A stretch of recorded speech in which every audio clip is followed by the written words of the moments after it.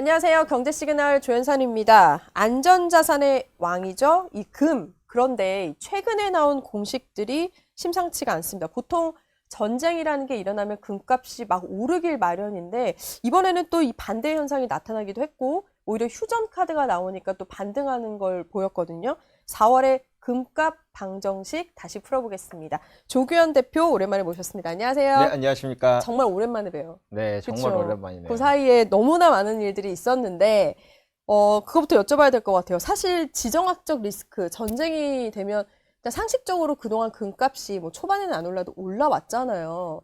근데 이번에는 달랐던 것 같아요, 공식이. 대부분 지정학적인 요인이 있으면 올랐던 게 맞기는 맞아요. 예를 들면 러시아 우크라이나 사태 때도 이제 사건이 터지자마자 금 가격이 좀 폭등하는 모습이 네. 보였었고, 이전에 뭐 걸프전이나 한국전쟁 때도 다 마찬가지였거든요. 근데 요번만큼은 왜 그러냐 하면은 시장이 아무래도 금리 인상에 대한 우려가 좀 많이 크다 이렇게 느껴지는 것 같아요. 네. 지정학적인 요인 그 자체도 사실은 인플레이션에 어느 정도 영향을 미친다고 볼 수가 있는데, 이란이 딱 이제 호르무즈 해협을 묶어버리니까 유가가 폭등하고 이런 고유가 상황이 되게 오랜 시간 동안 지속된다라고 한다면 이런 것들이 결국에는 물가에 반영될 가능성이 되게 높잖아요. 그렇죠. 그러면 연준이 안 그래도 금리 인하를 지금 할까 말까 요런 상황에서 금리가 오히려 인상될 수도 있다라는 그런 우려는 시장을 되게 공포스럽게 만든다라고 볼 수가 있어요. 네. 그래서 원래는 이제 가격이 상승했어야 될 금 가격이 금리 인상에 대한 우려 때문에 가격이 하락하는 이런 모습이 나타났다. 조금 네. 특이한 현상이고요. 사실 이런 현상들 자체는 그 전쟁이라는 이슈 자체가 더 지속된다고 하더라도 앞으로 뭐 2년, 3년, 4년 더 간다고 하더라도 결국에는 이 사건, 이란 이스라엘 전쟁 사건에 대한 가격 모멘텀은 앞으로 한 달 뒤면은 이제 다시 정상화될 거다 이렇게 보시면 될 것 같아요. 그럼 이런 적이 있어요, 역사적으로?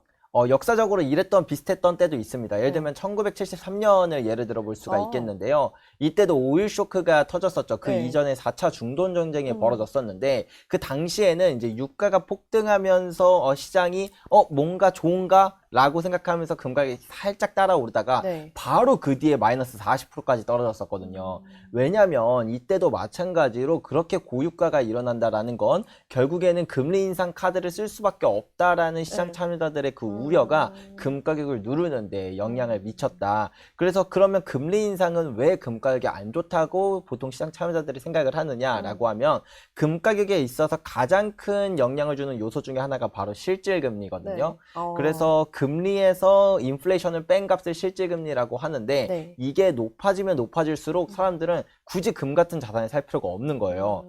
은행에 예적금만 해둬도 내 실질적인 자산이 매년 이렇게 불어나는데 금을 들고 있으면 뭐 이자나 배당을 주는 것도 아니니까. 근데 반대로 이 실질 금리가 마이너스로 떨어지기 시작하면 현금이나 예적금을 한 사람들도 손해예요.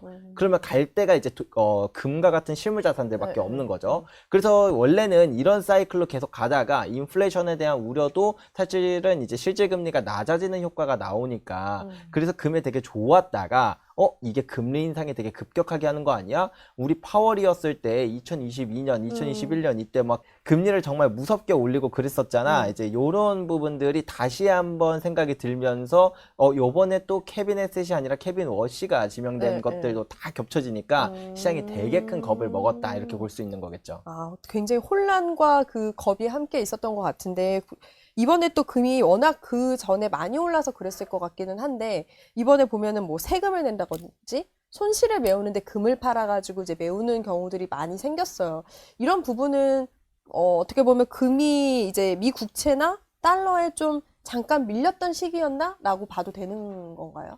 그렇다기보다는 결과적으로 지금 같은 상황은 뭐 예를 들면 2020년 코로나 팬데믹이나 2008년 글로벌 금융위기 아니면 1974년 이때랑 다 비슷한 결인데 결국에는 이제 시장 참여자들이 갑작스럽게 현금이 필요해지는 상황이면 가장 환금성이 좋은 자산을 또 먼저 팔기도 하거든요. 그렇죠. 그게 바로 금이라서 그래서 금이 많이 올랐기도 했고 그런 시세 차익에 대한 어떤 매도세라던가 아니면은 지금 당장 현금 현금이 필요한 이런 상황에서 금리 인상 카드가 일어난다라는 건 더욱더 현금에 대한 가치가 높아진다라는 뜻이잖아요. 네. 그래서 이제 금에 대한 매도세가 조금 나타났었다 이렇게 볼 수는 있을 것 같아요. 그래서 실제로 터키 같은 국가도 이제 최근에 금을 좀 팔았었고 중동 국가들도 금을 좀 팔았었는데 이렇게 국가가 힘들어질 때 금을 파는 일은 좀 자주 있는 일이다. 우리나라도 IMF 때 그렇게 했었으니까요. 근데 이제 요게 조금 더 시간을 지나면서 본다라고 한다면 결국엔 요런 것들은 그 특정 포인트에서 나타나는 단기적인 이슈일 뿐이지 긴 호흡의 관점에서는 여전히 탈달러와 여전히 인플레이션에 대한 우려 네. 이런 것들이 크기 때문에 실제로 많은 사람들이 금리 인상에 대해서 우려하는 것만큼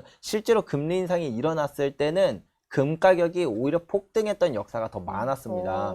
지난 100년 동안의 금리 데이터와 금 가격 데이터를 겹쳐서 보면 어떤 모습이 나타나냐면 금리 인상 사이클에 오히려 금 가격이 올랐던 역사가 훨씬 더 많았다. 그래서 아까 전에 말씀드렸던 실질 금리를 우리가 계속 생각해 보면 좋은데 금리가 오를 때 물가가 따라 오르지 않는다라고 한다면 그건 금에 안 좋은 게 맞아요. 근데 금리가 오른다라는 게 애초에 물가가 너무 오르니까 울며 겨자 먹기로 금리를 올릴 수밖에 없었다라는 이런 전제의 상황에서는 시장 참여자들이 이 금리 인상은 인플레이션이 높은 인플레이션이 고착화됐다라는 결정적인 증거구나 라고 받아들이면서 오히려 금 가격 상승에 큰 트리거가 됐었다. 이런 걸 생각해 보면 우리는 이제 지금도 지정학적인 문제, 그 다음에 부채 문제, 뭐 재정 위기 이런 다양한 것들이 섞여 있는 와중에 결국엔 화폐의 가치가 좀 지속적으로 하락할 수밖에 없는 이 큰 흐름을 이해한다라고 한다면 금리 인상은 우리에게 있어서는 위기이기보다는 기회다. 이렇게 보시면 될 것 같아요.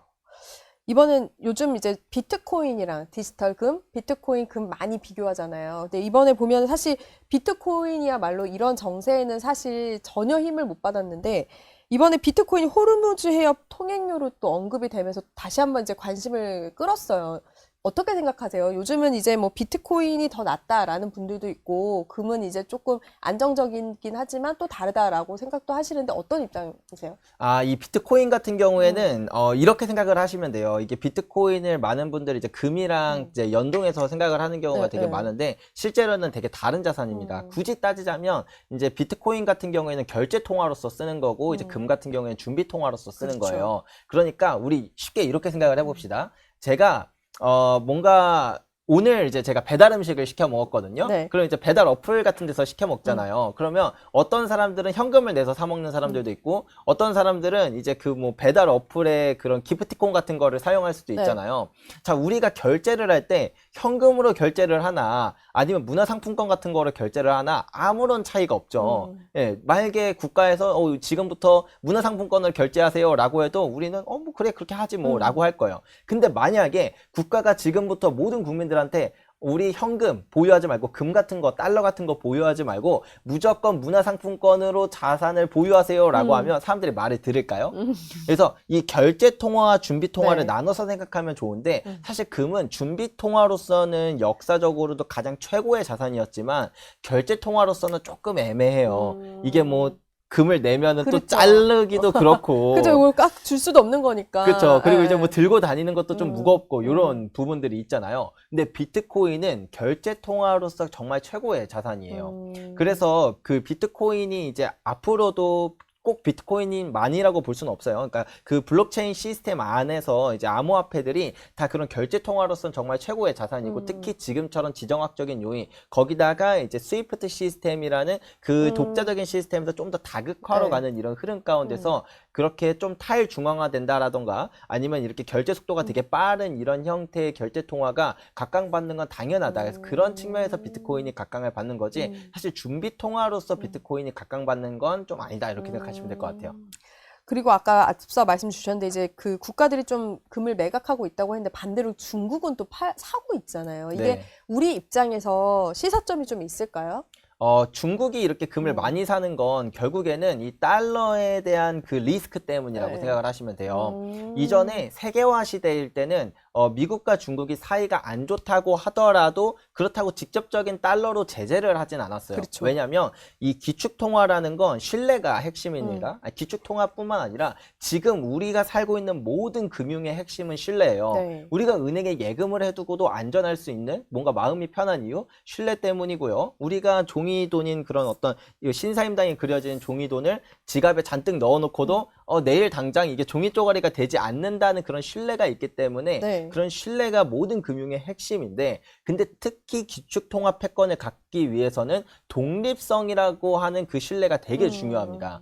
근데 이제 2022년 러시아 우크라이나 사태 때도 그렇고, 그 다음에 2008년 글로벌 금융위기 때도 그렇고, 달러가 너무 무자비하게 발행된다던가 아니면 특정한 이제 미국과의 그런 외교적인 문제 때문에 달러를 동결한다던가 아니면 달러 시스템에서 배제한다던가, 네. 이것은 더 이상 기축통화로서 쓸 수 있는 그런 이제 독립성을 잃어버렸다라고 평가를 하고, 그런 상황에서 중국을 바라보면 사실 중국은 전 세계에서 가장 많은 미국 국채를 가졌던 국가 중에 하나였어요. 그렇다 보니까 미국 국채, 달러 자산을 그렇게 많이 갖고 있다라는 건 안전 자산을 많이 갖고 있는 게 아니라 중국 입장에선 최고 위험한 자산을 많이 들고 있는 꼴이 된 거겠죠. 그래서 사실은 2000년부터 지금까지 계속해서 금을 사모았던 거고, 그 다음에 독자적인 그런 통화 결제 시스템 CIPS라고 하는 그런 통화 결제 시스템을 또 이제 계속 확산시키고 있는 이유도 네. 이런 부분이다. 그리고 이런 현상들이 좀 더 중국뿐만 아니라 이제 러시아, 브릭스, 그리고 더 나아가서 동유럽 국가들, 아시아 국가들까지 계속 퍼져나가고 전이되는 이유가 바로 이 큰 흐름이다. 이렇게 이해하시면 될 것 같아요. 이게 한국 금이 또 관심이 많은 게 김치 프리미엄이기도 하잖아요. 가끔 종로 그 금은방 거리 가면 외국인들이 막 팔러 오는 경우도 있었는데, 예전에 그 작년 같은 경우는 20%까지 차이가 나기도 했었는데, 보니까 한국 거래소가 해외 업체에도 이제 그 오픈을 하잖아요.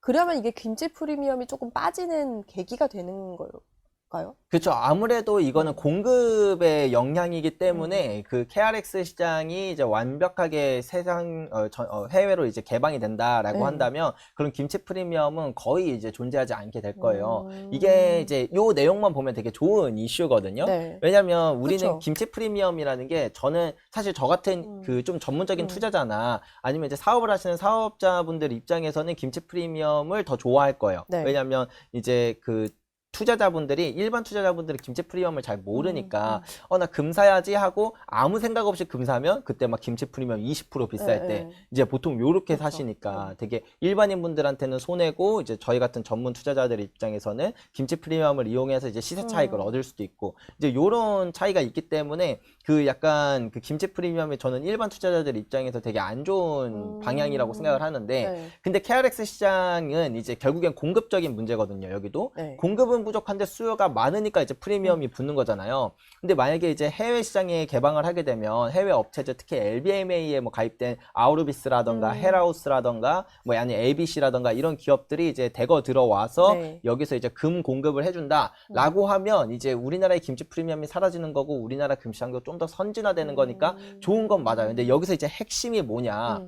그 어차피 우리나라가 그렇게 김치 프리미엄이 되게 심했을 때는 해외도 금에 대한 수요가 높을 때거든요. 그때는 원래 2주 만에 오던, 아니면 정말 빠를 땐 2, 3일 만에 오던 금이 2달, 3달 걸리도록 되게 지연되는 현상들이 나타나요. 네. 그러면 결국엔 KRX 시장에서는 공급을 채우기 위해서 그냥 만약에 진짜 실물과 1대1 커버리지를 해서 그냥 시장만 개방했을 뿐이다 라고 하면 어차피 김치 프리미엄이 해소가 되지 않고, 정말 김치 프리미엄을 해소할 거다라고 하면 만약에 이제 LBMA 그런 정년업체와 계약을 맺어서 만약에 LBMA 정년업체가 뭐 우리나라에 뭐 10톤 정도의 금을 보내기로 했어요. 그럼 KRX에서 미리 얘가 뭐 3개월, 4개월 뒤에 올 거를 약속하고 미리 이제 공급을 풀어버리는 거죠. 예, 호가상 공급만. 이제 이런 식으로 풀면 이게 사실은 선물 시장이랑 다를 게 없어지는 거거든요. 네. 그러면은 KRX 시장이 의미 있는 이유는 현물 시장이고 실물이 담보가 되고 그 다음에 이제 바로 인출할 수 있다라는 그런 신뢰 때문에 이게 가치가 있는 건데, 이런 식으로 가면 결국엔 카운터파트 리스크, 그러니까 거래 상대방 위험이 생기는 거라서 그거는 그냥 뭐 ETF나 그냥 뭐 그냥 펀드나 선물 투자나 아무것도 다를 게 없는 투자가 되는 거라서 그럼 그게 과연 소비자를 보호하는 게 맞는가에 대한 저는 좀 생각이 있거든요. 그래서 좀 더 좋은 방법이 있지 않을까? 저도 뭐 그렇게 생각을 합니다. 앞서 대표님이 그 얘기 해주셨잖아요. 한 달 뒤 정도면 이제 제자리 올 거다. 그래서 JP모건도 보면은 온스당 6,000달러 넘어설 수 있다는 시나리오도 있는데 워낙 그동안 금이 많이 못 올라가지고 근데 그 전에 너무 또 많이 올랐기 때문에 관심은 많거든요. 어떻게 좀 전망하세요? 저는 결정적으로 금이 이제 상승하는 사이클을 다시 타는 건 이 금리 정책이 확고한 방향성을 가질 때라고 생각을 하거든요. 그게 다시 그냥 쭉 내리겠습니다. 네. 아니면 이거 아무래도 인플레이션이 심상치 않아서 올려야 되겠습니다. 요렇게 딱 정해지는 그 타이밍이 오히려 트리거일 거다. 근데 올해 안에는 지금 아직까지는 뭐 여러 가지 변수가 있긴 하지만 시장 참여자들이 받아들이는 건 올해 안에는 뭐 많아야 한번 있을까 말까 딱 요 정도의 금리 상황 금리 변동 상황이다 보니까 아마 올해 이제 말까지는 그렇게까지 큰 이제 금에 대한 가격 변동을 기대하기는 어려울 수 있다. 물론 여기서 이제 지정학적인 요인이라던가 아니면 이제 다른 그런 복합적인 요인들이 이제 금 가격에 영향을 줄 수는 있겠지만 지금까지의 상황에선 그렇게 받아들여지는 것 같고요. 다만 우리가 한 가지 생각을 해봐야 될 건 요즘에는 금 가격 자체보다도 사실은 우리가 환율을 되게 중요하게 봐야 되거든요. 벌써 1,500원 막 이렇게 돌파하는 일도 생기고 하다 보면 이런 것들은 이제 금은 달러로 표시가 돼서 금 가격은 그대로인데 환율 때문에 이제 금 가격이 우리나라의 국내 금 가격이 또 이제 상승하는 이런 흐름이 나타날 것을 좀 더 저는 우려를 해서 살 수 있다면 저는 금을 미리 좀 사둬야겠다 이렇게 생각을 하고 있습니다. 왜 그러잖아요. 환율이 너무 높을 때는 금 사지 말라고도 하잖아요. 그러면 더 오르기 전에 지금 사는 게 더 낫다라는 말씀이세요? 저 같은 경우에는 그런 게 이제 환율이 이제 한번 오르기 시작하면 좀 내내 오르는 특성이 있거든요. 우리나라도 이제 뭐 IMF 때나 아니면 2008년 글로벌 금융위 때 뭐 코로나 팬데믹 때 이럴 때를 살펴보면은 이제 경제가 되게 안 좋을 때 갑자기 환율이 되게 치솟는 이런 모습들이 나타나잖아요. 그런 측면에서 우리가 달러를 갖고 있는 것도 좋은 선택이겠지만 달러는 사실은 장기적으로 보면은 이제 가치가 하락하는 자산에 좀 더 가깝다라고 생각을 해요. 근데 반대로 이제 금은 앞으로 가격이 이제 좀 상승하는 흐름은 계속 나타날 거잖아요. 긴 호흡의 관점에서. 그러면 우리는 기본적으로는 우상향하는 자산을 잡고 있는 게 맞다. 근데 그 안에서 이제 어떤 경제 위기에 대한 리스크나 그렇게 환율이 좀 이제 급등할 수 있는 이런 부분들을 해지할 수 있는 내 원화 자산을 해지할 수 있는 그런 수단으로서 금을 같이 보유를 하는 게 되게 좋은 시기인 것 같다라고 생각을 해서 금을 보유하고 그리고 무엇보다 사실 지금 금을 사야 된다라고 저는 말씀드리는 포인트 중 하나는 뭐냐면 우리가 잘 생각해 보면 가격이 오를 때 사는 게 아니라 가격이 횡보하고 오르고 횡보하고 오르고를 반복하며 횡보하는 시간을 매집을 해야 되거든요. 그러니까 지금은 사실은 관심을 갖고 지금 계속 이제 줍줍해 나가야 되고 요즘 심지어 우리나라의 금 가격이 해외보다 싸요. 이게 1년에 기껏해야 한두 번 정도밖에 안 오는 기회거든요. 이럴 때일수록 금을 줍줍해야 되는데 뭐 올해는 그렇게까지 큰 변동 없다고? 그러면 나는 금 안 살래. 이렇게 되는 게 조금 원래 이제 투자하는 방식과는 조금 다르지 않을까. 그래서 지금 저는 집중해야 된다 이렇게 하고 있습니다. 그럼 아까 대표님이 종전되고 한 달 뒤에는 이제 제자리로 돌아온다고 하셨잖아요. 그러면은 그렇게 치면 아직은 이제 종전인 말도 안 나오고 있으니까 진짜 지금 사놓고 그 한 달 뒤면은 예전 가격 정도까지는 갈 수 있다고 보세요? 그렇죠. 근데 그 예전 가격이라는 게 결국에 지정학적인 요인으로 인해서 이제 가격이 하락한 것만큼 다시 이제 회복을 하는 건데 그러면 대략 한 200불 정도 상승을 할 거거든요. 그렇기 때문에 지금 가격은 그거랑 비교했을 때 조금 저렴한 것도 맞고 그다음에 아까 말씀드렸던 것처럼 우리나라의 금가격이 낮은 것도 맞고 그다음에 올해는 약간 이렇게 가격이 좀 횡보하는 흐름이 자주 나타날 거기 때문에 미리 이렇게 줍줍하기 좋은 시기도 맞아서 그래서 이제 지금 같은 시기가 되게 좋은 시기이지 않나 이렇게 생각을 합니다. 한번 조언 좀 해주세요. 되게 불안하신 분들 많을 거거든요. 내려가 있으니까 팔 수도 없고 근데 또 더 사자니 안 오를까 봐 또 못 사고 이런 분들도 많아요. 이럴 때는 좀 어떤 부분들을 좀 중심을 잡고 있으면 좋아요? 저는 제가 투자를 하면서 사실은 지금보다 더 긴 횡보장도 겪어봤고 그다음에 더 큰 조정도 많이 겪어봤어요. 그거랑 지금을 비교하면 정말 아무것도 아니거든요. 그러니까 제가 일화를 하나 얘기해드리면 제가 2019년에 금을 투자하고 네, 2020년부터 유튜브 방송을 하다가 이제 제 유튜브를 보고 정말 많은 구독자분들이 또 이제 같이 이제 금을 사시는 분들이 생겼었어요. 그래서 그 당시에 이제 정모 같은 걸 했던 적이 있었거든요. 근데 이제 그 중에 되게 저처럼 막 금과 은 투자에 대한 막 확신이 있어서 전 재산을 다 투자하셨던 분이 계셨는데 네. 근데 이게 금이 2021년부터 대략 2023년 정도까지 2년 동안 횡보를 한 거예요. 맞아요. 예, 그러니까 이제 뭐 그 사람도 한 2년을 그렇게 가격이 횡보해서 2년이 지났는데 아직도 가격이 제자리야. 이러니까 되게 지치는 거죠. 누구는 뭐 엔비디아로 돈 벌었다, 누구는 뭐 테슬라로 벌었다, 막 이러는 그런 상황들 가운데서 그러니까 이제 마지막에 그 사람이 무슨 말을 남기고 갔냐면 제가 이제 활동명이 양베리거든요. 양베리님 정신 차려라. 이딴 거 안 된다. 그러면서 자기는 NFT 투자한다고 가셨어요. 그리고 이제 가격이 이렇게 상승을 했잖아요. 그러니까 결국 중요한 건 뭐냐면 우리는 어떤 이제 10년 사이클이 있다라고 하면 이렇게 선형적으로 올라갈 거라고 생각을 해요. 근데 실제로는 정말 우리를 지치게 만들고 또 공포스럽게 만들기도 하고 가끔은 좀 이제 과열돼서 환호하게 만들기도 하고 이런 희노애락을 계속 느끼게 만들면서 가격이 상승하는 게 자연스러운 흐름이다. 그래서 이렇게 좀 가격 변동이 크고 때때로 이제 뭐 세상이 바뀌는 게 되게 복잡한 방향으로 가는 것 같을수록 좀 한 발짝 떨어져서 멀리서 보면 되게 중요하다. 예. 결국에 지금 뭐 지정학적인 문제, 금리 문제 이게 부채 문제를 해결해 주지 않고요. 그 다음에 이런 지정학적인 요인들이 결국에 이 오늘 뭐 어제 오늘만의 일은 아니거든요. 그렇기 때문에 우리는 좀 더 큰 흐름의 관점에서 세상이 어떻게 바뀌어가고 있는지 갑자기 중국이 생각을 바꿔서 가지고 있는 금을 다 팔고 달러로 간다? 이거는 상상하기 되게 어렵잖아요. 이렇게 좀 큰 흐름을 우리가 보고 바라본다라고 하면은 지금 같은 그런 변동에서 조금 더 마음의 안정을 얻지 않을까 싶습니다. 그럼 마지막으로 은 어떻게 해야 돼요? 은.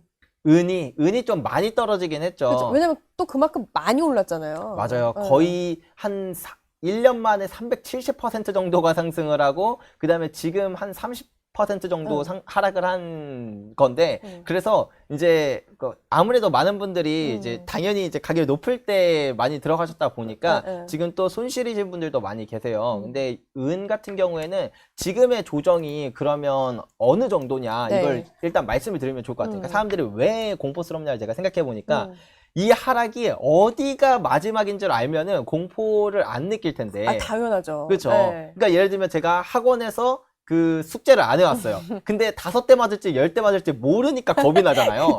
예. 근데 딱 3대 맞는다라고 알면은 그때부터 겁이 마음을 먹죠. 마음을 먹잖아요. 그런 것처럼 지금의 그런 조정 수준이 어느 정도냐를 제가 말씀을 드리면 조금 더 마음이 편하실 것 같아서 그럼 과거에 있었던 은 가격의 조정이 보통 어느 정도였냐 그것도 이제 가장 큰 조정을 위주로 말씀을 드려볼게요. 2008년 글로벌 금융위기가 지금까지 거의 지난 100년의 역사 중에 제일 큰 조정이었거든요. 이때 마이너스 한 60% 정도 떨어졌었어요. 근데 이게 최대 낙폭 기준입니다. 그리고 이제 1974년 같은 경우에는 40% 정도, 그 다음에 코로나 팬데믹 때도 40%, 그 다음에 1929년 대공황 때도 마이너스 50% 정도 하락을 했었어요. 근데 이번에 그 1월 30일부터 최저점을 찍었던 조정은 몇 프로였냐? 마이너스 50%였습니다. 이미 지난 100년의 역사 중에 가장 컸던 조정장들과 이미 그 비슷한 수준의 조정을 겪었어요, 은이. 그러니까 여기서 기껏해야 더 떨어진다고 하더라도 그 2008년 글로벌 금융위기만큼 한 10에서 15% 정도 더 하락폭이 있다 정도지 그것도 가장 그 최악의 순간에 가정했을 때지 일반적인 조정과 비교하면 이미 바닥은 찍었다. 그렇게 저는 평가를 하고 그렇기 때문에 은을 투자하면서 우리는 앞으로는 은이 왜 더 매력적인지 지금 6년째 공급 부족이거든요. 그러니까요. 지금 남아있는 금도 17년이면 고갈되고 산업적으로도 쓰임새가 너무 많고. 맞습니다. 그쵸? 이런 부분을 사실 보면은 우리는 알잖아요. 처음에 투자할 땐 다 이걸 알고 투자했거든요. 알고 하죠. 근데 이제 가격 변동이 크니까 그런 게 있었던 거라서 그래서 이런 부분들 생각해 보면은 다시 예전 우리 초심으로 돌아갈 수 있다 이렇게 말씀드릴 수 있을 것 같아요. 근데 실제로 산업적인 그런 여력이 남아있기 때문에 상승 여력도 그만큼 좀 같이 갈 수 있는 거 아니에요? 네, 맞습니다. 그래서 실제로 은이 구하기가 되게 어려워요. 그래서 지금은 좀 그 투자 수요가 많이 줄었으니까 괜찮은데 아직도 여전히 산업 수요는 정말 빠르게 늘어나고 있는 추세거든요. 그러면 공급은 늘 한정되어 있지. 산업 산업 수요는 계속 늘어나지. 네. 그러면 만약에 다음 상승 사이클이 또 탔을 때 요번에 1년에 370% 올랐잖아요. 네. 다음엔 몇 프로가 오르겠는가. 왜냐면 그때는 유통량이 더 적어져 있을 테니까. 그렇죠. 그런 것들을 생각해 보면 우리는 조금 더 지금 같은 이런 조정과 횡보장을 즐기면서 좀 이렇게 마음 편하게 바라보고 좀 긴 호흡의 관점에서 바라보는 게 제일 중요하다 이렇게 말씀드릴 수 있을 것 같아요. 오늘 금 투자자, 은 투자자분들은 대표님 방송 꼭 보셔야 될 것 같습니다.